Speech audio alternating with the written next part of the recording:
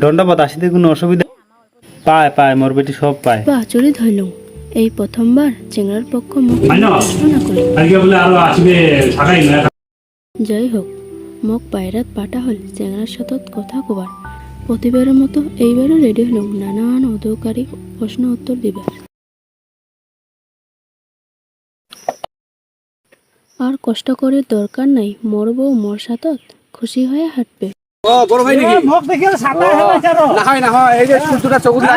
লেখা আছে, উচ্চশীল পিন্ধে হাঁটলে কষ্ট হয় দেখছুন। আনন্দত মোর চোখের জল আসি গেল।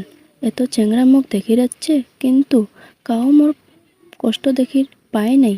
সবাই মোর রূপ গুণ নিয়ে মাথা ঘামাইছে, মুখ নিয়ে না হয়।